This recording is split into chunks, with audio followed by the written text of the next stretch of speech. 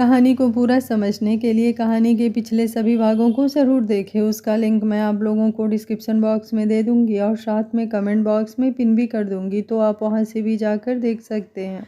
आप लोगों को एक बात बतानी है, मेरे दूसरे चैनल ब्लूम कहानियाँ पर मैंने एक बहुत ही खूबसूरत, इंटरेस्टिंग और ब्यूटीफुल कहानी अपलोड की है, जिसके पार्ट मैं रेगुलर देने की कोशिश करूंगी। चाहिए आप लोग उस कहानी को देखिए, सुनिए और अपना प्यार दीजिए। मुझे पूरा यकीन है कि वो कहानी भी आप लोगों को ज़रूर पसंद आएगी और आप लोगों के दिलों में अपनी जगह ज़रूर बनाएगी। हमारे नए नवेले जीजा वो ले जाएंगे हमें बाहर घूमने के बहाने। आखिर एक रिश्ते में वो हमारे भैया भी हैं। अच्छा, तुम्हें ऐसा क्यों लगता है कि ऐसा होगा? कला उन दोनों को देख बोली तो उन दोनों ने मुड़कर उसकी तरफ देखा।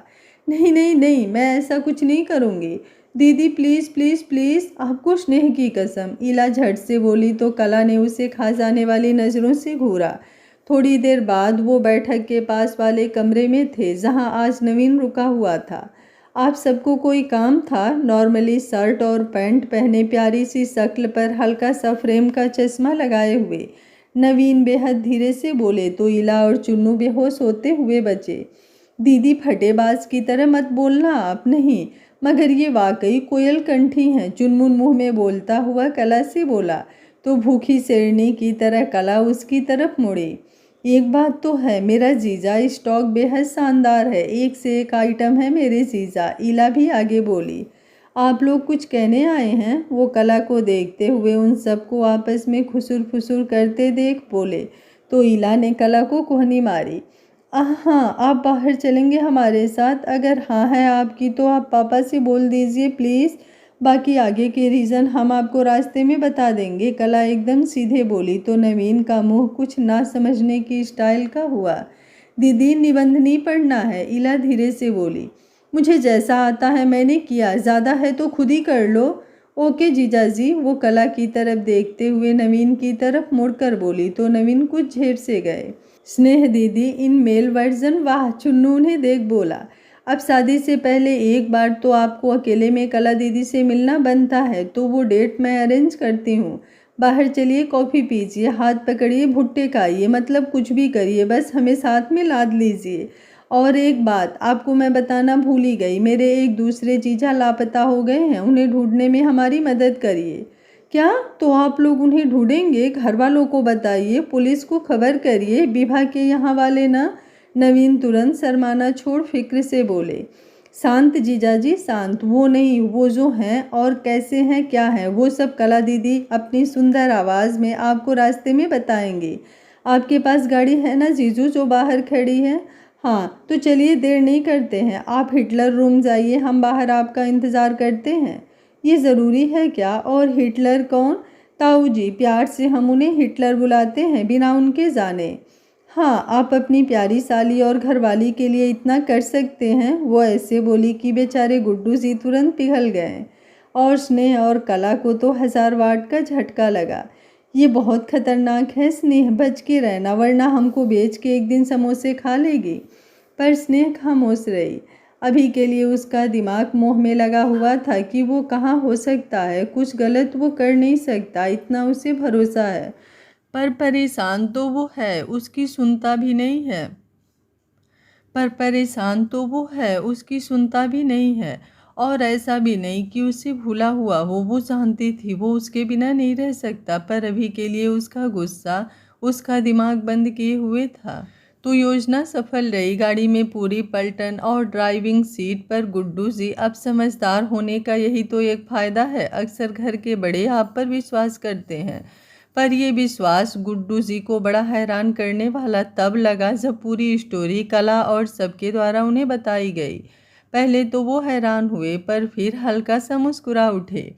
सुना तो था उन्होंने कि ये खुरापाती पलटन कुछ भी कर सकती है, पर इतना कि अपनी पूरी सेना तैयार कर ली है, जो कि गाड़ी साइड लगाते हुए उन्हें दिख गई थी, अनुज, आनो और विवेक के रूप में। आपको बुरा तो नहीं लगा? सबके आगे निकलते हुए कला ने कुछ इशारे से उनसे पूछा था। किस बात का? वो धीरे से बोले थे। यही कि हमने झूठ बोला आपसे। नहीं, फिर सच भी तो बताया, और मुझे अच्छा लगा कि आपसे जुड़कर मुझे इतने रिश्ते मिले, इतने हक मिले। कि मुझे ज़िंदगी में अब बोलने की वजह नहीं ढूंढनी पड़ेगी।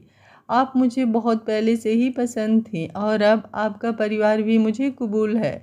क्या आपको मैं पसंद हूँ? सॉरी देर से पूछा, पर क्या करूँ, बोलने की हिम्मत नहीं कर पाया, लेकिन आज आपने आगे से पूछा तो हिम्मत आ गई। वो धीमी आवाज़ में कुछ झिझक कर बोले थे। मुझसे जुड़ने से पहले आपने मेरा परिवार अपनाया है, तो कैसे ना आप मुझे पसंद आएंगे? कला मुस्कुराकर बोली थी। तो गुड्डू जी थोड़ा शर्मा गए थे। ये कौन है? शर्माते शर्माते उनकी नज़र रोड के उस पार पड़ी। ये मोह जी के बड़े भाई अनुज जीजा, ये विभा दीदी के हस्बैंड, और मोह जी के छोटे भाई विवेक जीजा, और ये मोह जी का दोस्त आनव। कला उन्हें बताते हुए रोड के इस पार आई थी। कुछ पता चला? इला आते ही बोली। एसीपी प्रद्युम्न आए ही रिपोर्ट दो उन्हें दया। आनव विवेक का मुंह देखते हुए बोला, गोली मार दो तुम्हें, पुलिस के भेष में छिपे हुए गद्दार। इला ने भी उसी स्टाइल से जवाब दिया। देखो मेरा मूड बहुत ख़राब है, बच के रहना मुझसे। अच्छा क्या है तुम्हारे अंदर? मूड तो तुम खुद मानते हो कि खराब है तुम्हारा। शक्ल तुम्हारी सफ़ेद भूस जैसी, काम तुमसे कुछ होता नहीं है, तुमसे बड़ा होता है। अरे जब घर में बात हुई थी ऐसी तो कुछ करती, कम से कम मोह गायब तो नहीं होता। क्यों, तुम कौन से पेड़ पर लटके थे? वैसे तो हर समय उनके सर पर सवार रहते हो बैताल बनकर। भगवान के लिए चुप हो जाओ तुम दोनों। एक दूसरे का मर्डर बाद में करना, छुरा मैं ला दूंगा, विवेक उसमें धार भी करवा देगा। अभी हम मोह पर ध्यान देते हैं। उन दोनों का युद्ध आगे बढ़ते देख अनुज बोला था, स्नेह शाम को मोह तुमसे मिला था? स्नेह नम आँखों से बोली थी। उसके बाद कोई फ़ोन नहीं आया। तुमने किया? अनुज ने पलटकर पूछा। नहीं, वो मुझसे गुस्सा थे तभी। स्नेह कुछ झिझक कर बोली थी। भले ही उन सबके दरमियान दोस्ती की तरह रिश्ता हो, पर थे तो वो बड़े ही। वैसे मोह ऐसी वैसी हरकत तो बिल्कुल नहीं करेगा, पर फिर भी वो जा कहाँ सकता है? घर पर, क्योंकि फ़िलहाल इंसान काम में अटक जाए भी, फिर भी वो काम खत्म करके घर पर ही तो जाएगा ना। पीछे से आवाज़ आई तो सब एक साथ मुड़कर खड़े हुए। मोह खड़ा था उन सबको घूरता हुआ।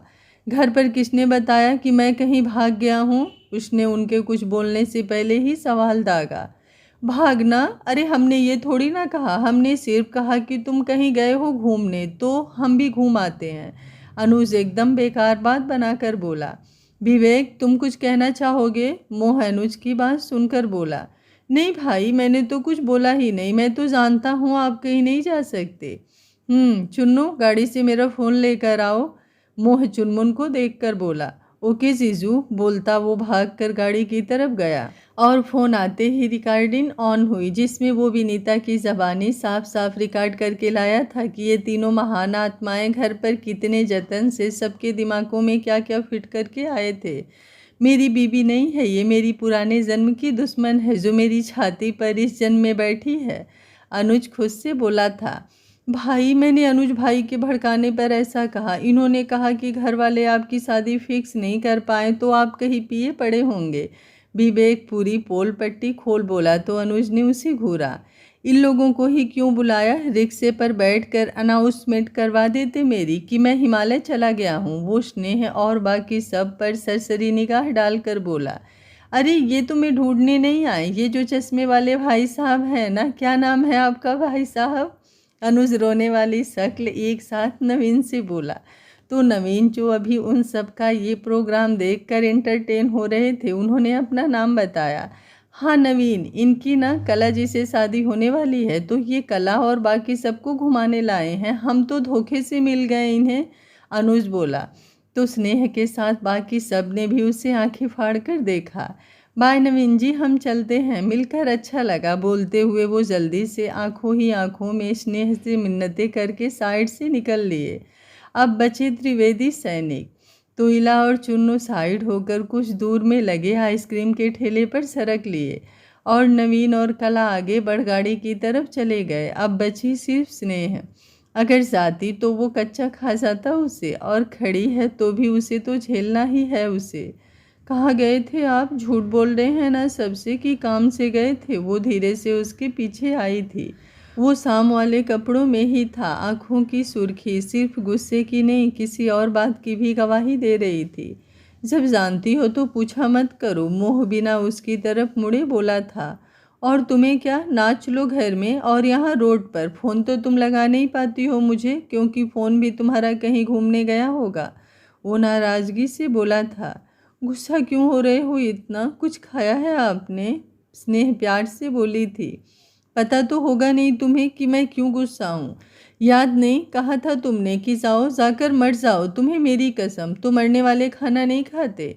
मोह चिढ़ा हुआ बोला था कि स्नेह की आंखें बंद हुई थी एक पल को उसकी बात सुनकर, कुछ उसकी कही बात की तकलीफ से। मान जाइए ना। स्नेह इधर उधर देख सबको अपने में देखती हुई उसकी बाजू की शर्ट मुट्ठी में फरमा सुमियत से बोली, रहने दो यार तुम। वो उसका हाथ झटकते हुए बोला तो उसकी यूं बेरुखी से स्नेह की आंखें भिगो गई। पर उसने दोबारा हाथ पकड़ लिया। इस बार वो वैसे ही खड़ा रहा। मेरी बात तो समझिए। हाँ समझ गया मैं तुम्हारी बात। तुमने कसम दी, मैंने मान ली। मैं मर भी जाऊंगा, तुम्हारी कसम से पीछे नहीं हटूंगा। तुम खुश हो जाओ बस। देखेंगे भी नहीं मेरी तरफ? स्नेह उसे मुंह फेरे देख बोली। नहीं। उसकी आवाज़ कुछ नम हुई थी। मुझसे इतना नाराज है? वो बेहद प्यार से उसकी बाजू की शर्ट पर नाखून से रगड़ती हुई नजरें झुकाई हुई बोली थी, और वो मुंह घुमाए खड़ा हुआ उससे खफा सा खुद पर अख्तियार खो रहा था। वरना स्नेह इतने करीब हो और बाहों में ना हो, ये नामुमकिन है। ऐसा नहीं था कि ठंडे दिमाग से सोचने पर उसे स्नेह की बात समझ ना आई हो, पर स्नेह के अलावा कोई उसकी ज़िंदगी में आ जाए किसी की औकात नहीं। पर स्नेह की ज़िंदगी में वो मर भले ही जाएगी, पर उसके परिवार की ये बेतुकी बात उसकी ज़िंदगी में किसी और के आगमन की व्यवस्था तो बनाए थी। और यही बात मोह को और गुस्सा किए हुए था। इतना कि अब की वो सही गलत सोच ही नहीं रहा था, बस रूठा हुआ था बेहद बेहिसाब। सुनिए, स्नेह फिर उससे बोली थी। यार ये सब मत किया करो, जो बोलना है बोल दो, जैसे शाम को बोला था। ये रहा ताना जो सीधा स्नेह की आंखों की नमी को कुछ पल को मुस्कुराहट में बदल गया था। ये उसके लिए बनाया गया स्पेशल प्रोडक्ट है भगवान की तरफ से, तो आसान कैसे होगा? पर स्नेह को भी ये आदत दिल चुराने वाली लगती। वो गुस्से में रूठे हुए उसे अलग ही प्यार जताता था, कैसे, जो शायद ही वो कभी उसे समझा पाए। मैं जाऊं? जैसे मैं कह दूंगा तो तुम रुक जाओगे। मुझे भरोसा है मेरे ईश्वर पर, एक दिन आप जितना चाहेंगे, सब तक चाहेंगे, जिस वक्त तक चाहेंगे, रुकी रहूंगी आपके पास। वो धीमी लय से उसके चेहरे को देख प्यार से बोली थी। वो ज्वालामुखी था और स्नेह ठंडे पानी की लहर, बिल्कुल एक दूसरे के साथ संपूर्ण। कुछ खा लेंगे, मानेंगे ना मेरी बात? ऐसे ना रहिएगा प्लीज़। मैं जवाब देना ज़रूरी नहीं समझता। मोह मुड़कर जाते हुए बोला। चुन्नू घर जाओ, रात हो गई है। और कला और नवीन को अकेले में भेजते घूमने के लिए, सबके साथ क्या बात कर पाए होंगे वो उनकी आइसक्रीम के पैसे देते हुए बोला। जी जीजू। वो नवीन जीजू थोड़े शर्मीले हैं ना, इसलिए इला बोली। जीजू। उसे जाते देख चुन्नू बोला तो वो पीछे मुड़ा। हमसे भी नाराज हैं? नहीं, वो सब तुम्हारी दीदी का एरिया है, तुमसे नहीं नाराज हूँ, वो हल्की मुस्कान से बोला था। तो चुन्नू खुलकर मुस्कुराया था। खैर स्नेह उनके साथ चली गई थी। मोह ने उसे तब तक देखा जब तक वो गाड़ी में बैठ उसकी आंखों से ओझल नहीं हुई। उसके बाद मोह ने गाड़ी खोली, बाहर आया। एक चाट बना दो, वो सामने स्ट्रीट फूड के स्टॉल पर आकर बोला था। गुस्सा अपनी जगह और स्नेह की बात अपनी जगह। वो प्यार तो उससे बेहद हमेशा करता है, करता था और करता रहेगा। कायदे से कुंती भवन का नाम आजकल की खबरों के हिसाब से धमाका भवन होना चाहिए, चुनमुनाते हुए बोला था। क्यों, ऐसा क्या धमाका हुआ? तुम्हारी कोई निब्बी गर्लफ्रेंड घर आकर दादी के सामने रोने लगी है क्या कि इसने मेरी किंडर जॉय खाली छीन कर? इला तुरंत बोली। नहीं महिषासुरनी, स्नेह दीदी की शादी फिक्स हो गई है। किससे? इला चौंकी थी। मोह जी से, पीछे से कला आते हुए बोली। कैसे, कब? अरे ये कब हुआ? अरे ये कमाल जयवीर चाचा ने किया है, पता नहीं कैसे। दादी को आईने में उतार दिया। दीदी के गुड्डू जी के पापा बड़े पहुंचे हुए खिलाड़ी हैं। कल रात को वापस आकर गुड्डू जीजा ने सब कुछ उन्हें चेपा, और उन्होंने रात से लेकर सुबह तक दादी को चुनमुन पूरी बात बताकर बोला तो स्नेह को तो विश्वास ही नहीं हुआ। मन में हजार खुशियों के रंगों के साथ एक शर्मीली मुस्कान उसके चेहरे पर खिली हुई थी। हाँ, चुन्नू सही बोल रहा है, बाहर सब आए हैं, दादी ने बुलाया है। स्नेह गाल लाल किए हुए बोली। आय हाय, क्या स्माइल है भोली रानी की, तो फिर तो मोह जीजू खिलकर गुलनार हुए होंगे। आए होंगे ना, मैं मिलकर आती हूँ, इला उठती हुई बोली। वो नहीं आए हैं और ना ही खिलकर गुलनार हुए हैं, नाराज है मुझसे अभी भी। फ़ोन किया था अभी अभी मैंने, उठाकर सीधे मुझसे बात तक नहीं की। सही किया, बिल्कुल सही किया बुद्धो रानी, आई बड़ी कसम देने वाली, अब भूख तो, इला पलट कर मारी खुशी के बोली। मेरी क्या गलती है, स्नेह उसके एकदम बदलते हुए रंग को देख कर बोली। सब तुम्हारी गलती है, और अब मैं लाउड स्पीकर पर बोलूँगी ये बात, आई बड़ी। मैं तो कहती हूँ 2-4 साल माने ही ना, तुम्हारा खून और पिए, थोड़ा और सब्जियाँ जूस खाया पिया करो, क्या पता क्या क्या करवा कर माने। इला उसे छेड़ते हुए बोली तो स्नेह का वहाँ रुकना मुश्किल हुआ। तो हुआ ऐसा कि कल रात को नवीन ने खुद आकर ये बात जयवीर जी को बताई। जयवीर जी खुद अपने बेटे से बिल्कुल अलग थे, एकदम मस्त मौला, इसलिए तो उनकी चुन्नू इला से बड़ी बनती थी। अब उनसे ये देखा ना गया तो लग गए कुंती देवी को शीशे में उतारने। और फिर क्या, आज नीलेश जी, निहार, नीता और अनुज आए थे रिश्ता पक्का करने। अरे अम्मा जी चिंता ना करो, एक बार हो गया तो क्या हमेशा ही होगा, अब हमें ही देख लो, शादी के वक्त 36 के 36 गुण मिले थे हमारे और शोभा जी के।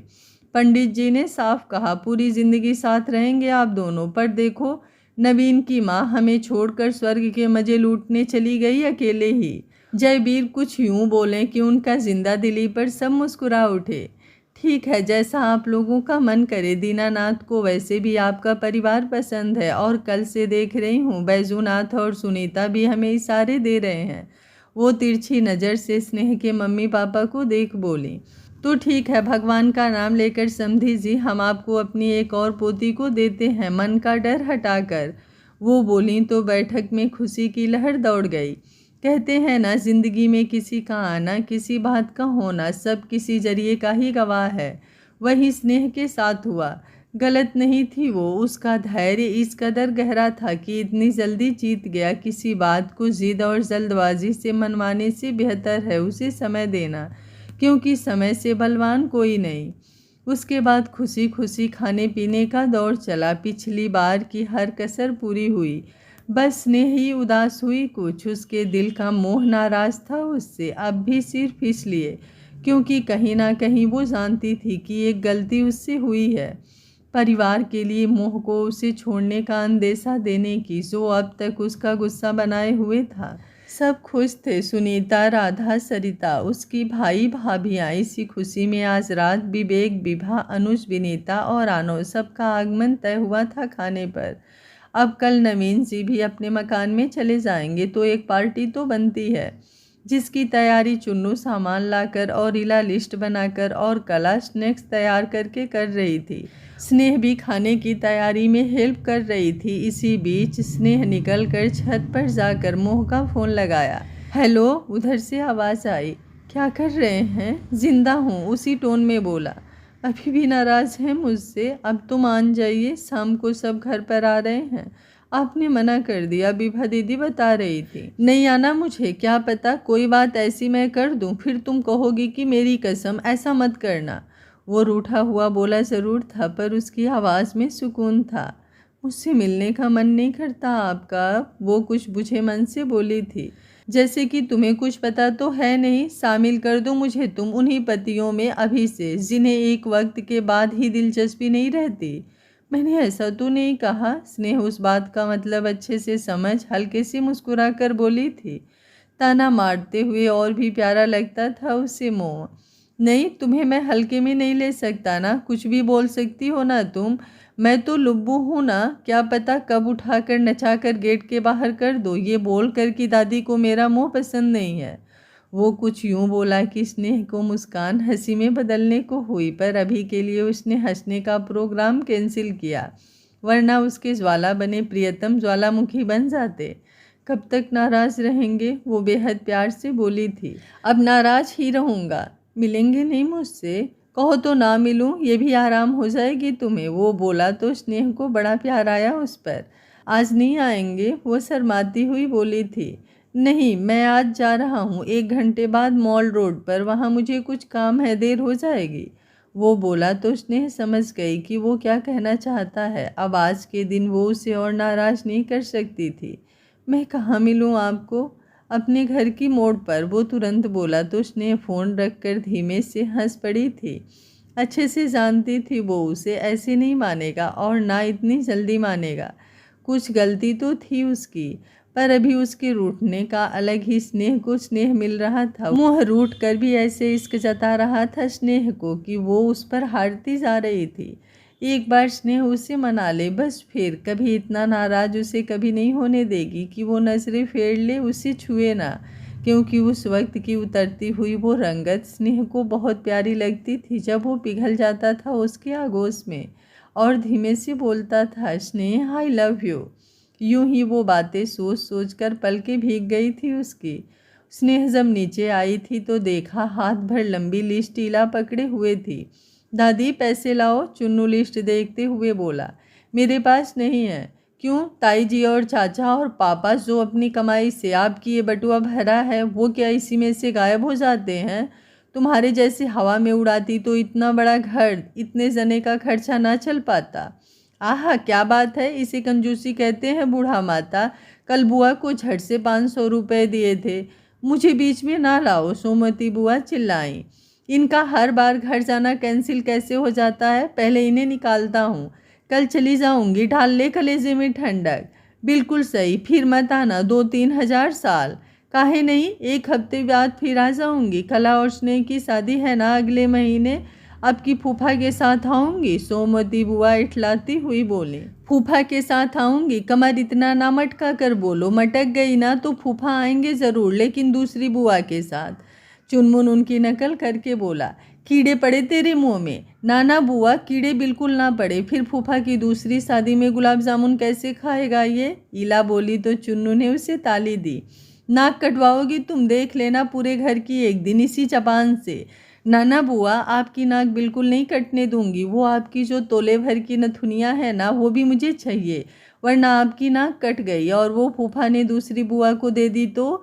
अम्मा देख लो इन दोनों को, सोमवती उन पर चिढ़ी। ले ले ये पैसे और जा, खून मत पी हमारा, कुंती देवी बोली। अभी ये सब चल ही रहा था कि स्नेह चुन्नू के पास आई। चुन्नू, सामान लेने जा रहे हो? स्नेह उससे आकर साइड में ले जाते हुए बोली। हाँ चलो, आपको भी लिए चलता हूँ मोड़ तक, वापस आते ही फ़ोन करूँगा तो आ जाना, वहीं पर साथ में ही ले आऊँगा। चुनमुन उसके बोलने से पहले ही बोला तो स्नेह ने हैरानी से उसे देखा। क्या? जीजू को बधाई देना तो बनता है ना, और मुझसे वो कुछ नहीं छिपाते। मुझसे भी, ईला धीरे से बोली तो स्नेह का मुंह खुला का खुला रह गया। हद थी, उससे सबको नाराज़गी थी और बाकी सब एक साथ थे अपने प्यारे मुँह जीजू के साथ। उसका मुँह बना। अब चलो दीदी भी, दीदी मुँह ना बनाओ, प्यारी तो तुम वैसी भी हो, चुन्नू निकलते हुए बोला तो वो उसके पीछे गई। 10 दिन के लिए मुझे दिल्ली जाना पड़ेगा। वो आज उसे बाहर लाया था, बिल्कुल शांत जगह पर, जहाँ से डूबता हुआ सूरज अपनी लाली बिखेरे हुए ऐसी चित्रकारी कर रहा था जैसे किसी का हाथ लगाने से पूरे कैनवास पर सिंदूरी रंग बिखर गया हो। अभी के लिए वो उसके पास बैठा था और स्नेह ने देखा था आज गुस्से के साथ साथ उसकी आंखें बुझी हुई थी। मन में टीस उठी थी उसके, उससे ज़्यादा तो उसे इंतज़ार था शादी फिक्स होने का, और आज हुई है तो वो नाराज सा बैठा था। बिखरे से बाल, तन पर पड़ी हुई वो बेहद हल्की पीली शर्ट और सुर्ख हुई आंखें, कुछ तो था जो मुंह को बेहद चुभा था। अगले महीने हमारी शादी है तो हाँ, वो कुछ बुझे मन से बोली थी। जरूरी नहीं होता तो नहीं जाता, जानता हूँ। अगले महीने की शादी की डेट निकली है, 10 दिन बाद रस्में शुरू हो जाएंगी, मिल नहीं पाओगी फिर मुझसे तुम। पर अभी मुझे ये काम करना है, हज़ारों किसानों की ज़िंदगी तबाह हो जाएगी, उनकी महीनों की मेहनत पानी में चली जाएगी।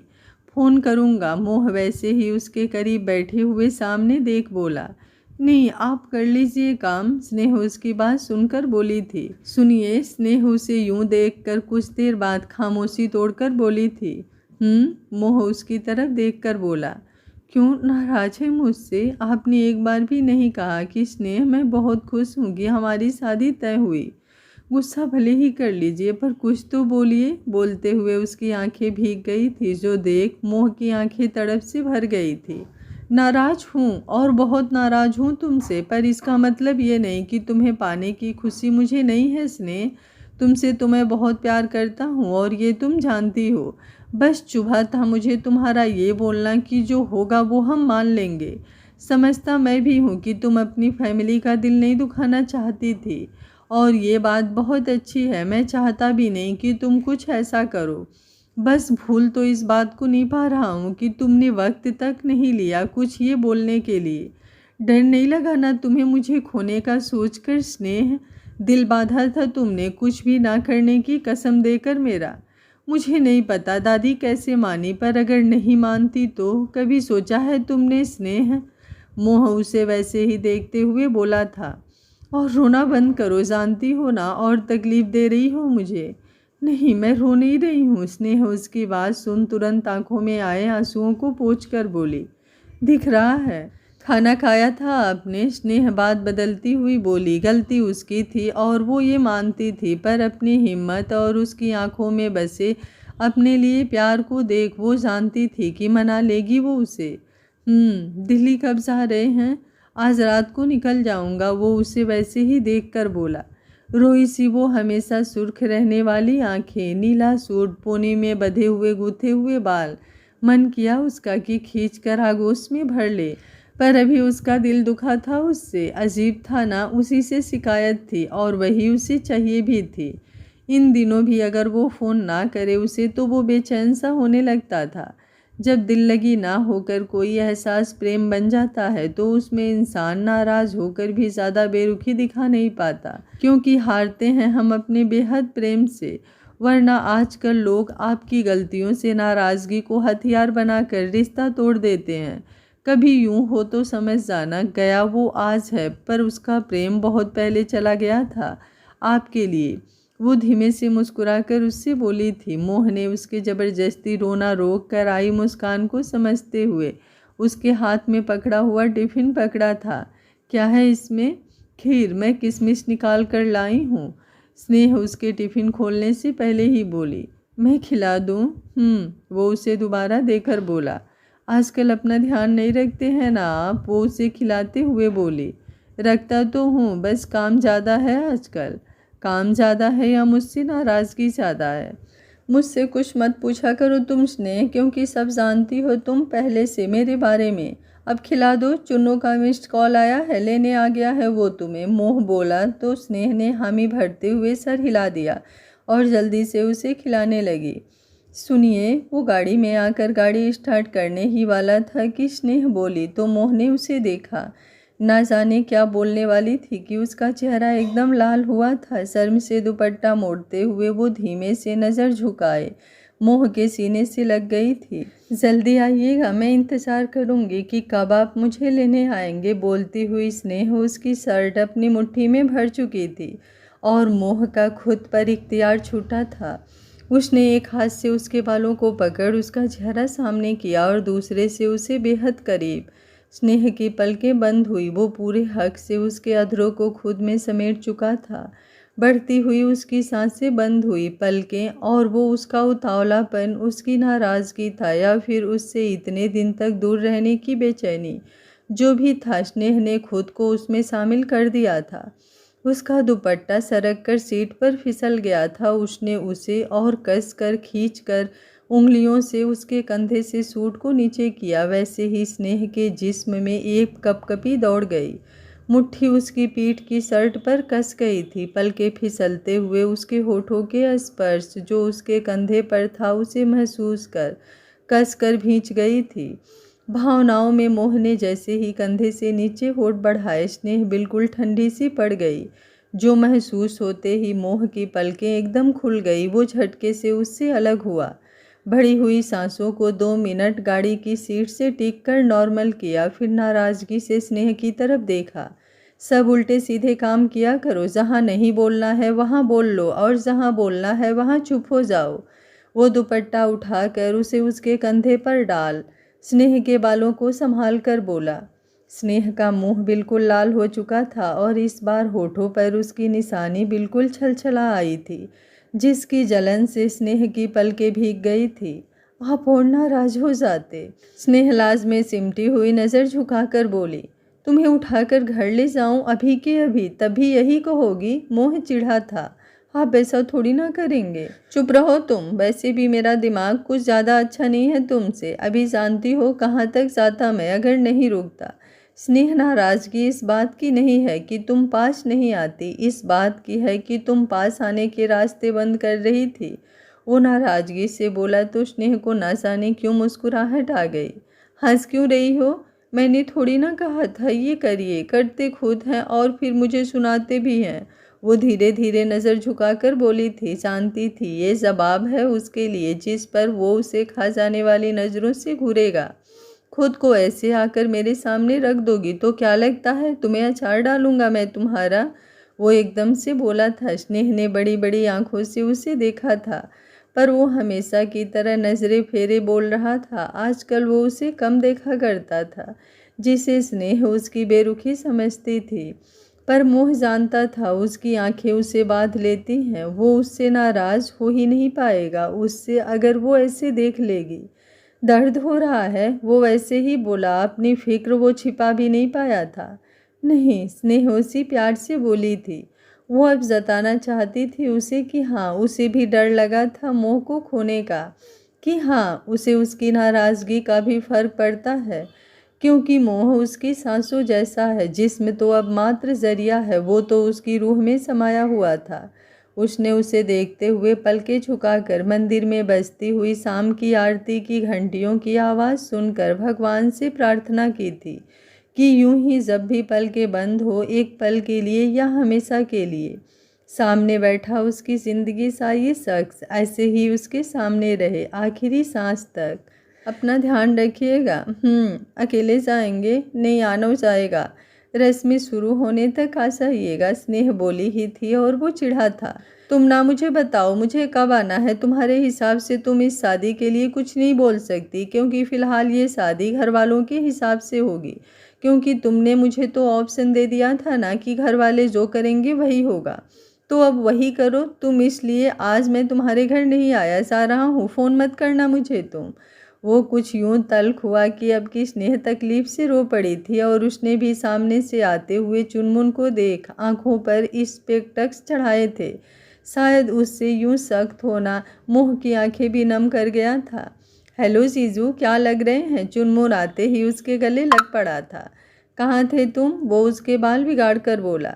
कुछ नहीं, दही भूल गया था वही ले रहा था। आप नहीं आ रहे आज घर? आज नहीं, मुझे दिल्ली जाना है, अब घर जाओ, देर हो रही है। वो उसका गाल थपथपाकर बोला और गाड़ी की तरफ बढ़ गया।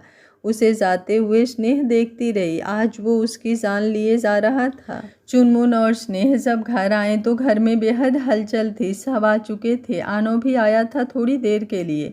जीवन और रमन भी उन सब की खिलखिलाहट में शामिल हुए थे। अरे भाई, तुम्हारा ही इंतजार था। स्नेह, कहाँ रह गई थी तुम? अनुज ने उसे देखते ही कहा तो चेहरे पर मुस्कान तुरंत ले आई। कहीं नहीं जीजाजी, बस ऐसे ही। जीजा बने ज्वाला, अब आगे समझ जाओ। चुनमुन उसे इशारा देकर बोला तो समझने वाले समझ गए और इस टॉपिक की चर्चा एकांत के लिए छोड़ी।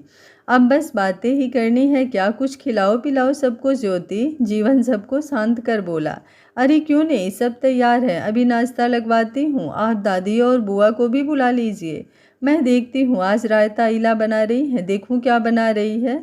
अरे बाप रे, मास्टर शेफ अपने हाथों से दही को रायते की शक्ल दे रहे हैं, ये नज़ारा तो देखना बनता है। रमन पलट कर बोला तो सब हंस पड़े। स्नेह, चाय बनाओ यार, क्योंकि स्नेह के हाथ की चाय मतलब चाय का असली मतलब। सब एक साथ बोले। नाश्ता सबके साथ हुआ। उसके बाद जीवन रमन को दीनानाथ किसी काम से बुला ले गए। बाकी घर की बहुएं और उनकी सासें सबके बिस्तर बक्से से निकालने में बिजी हुई, ताकि जा सब लेटने को हो तो भागना ना पड़े। उसके बाद खाना खाने की बात आई तो तय हुआ कि सब बड़े पहले खा लेंगे, जिसकी जिम्मेदारी नए नवेले जीजा को दी गई। आखिर बड़ों को इस बात के लिए कन्विंस करना कि घर के दामादों से पहले खाना खा लें बड़ी बात है। नहीं नहीं, हमसे नहीं होगा। गुड्डू जी धीरे से कला की तरफ देखकर बोले। जीजा जी, क्या आप अपनी सालियों के लिए इतना नहीं कर सकते? इला ड्रामा कर बोली। नहीं कर सकते हैं, क्योंकि साली साली होनी भी चाहिए। तुम तो झाड़ छक्कर देवी हो ना? आनो पलट कर बोला। बच कर रहो, कल ही चेक किया था, इस झाड़ चक्कर में कांटे भी हैं। घुसेड़ दूंगी एक दो तुम्हारे पेट में। आनो, बहुत बुरी बात, तुम्हें जाना नहीं है भाई के साथ? विवेक उन दोनों को शुरू होने से पहले ही बोला। जाना है ना? जाओ दानवी, जाओ, हमारे लिए भोजन लेकर आओ। यहीं जल के साथ हम ग्रहण करेंगे, उसके बाद हमें अपने अभिन्न मित्र के साथ दूर गमन करना है। आनो फिर ईला की तरफ मुड़कर बोला।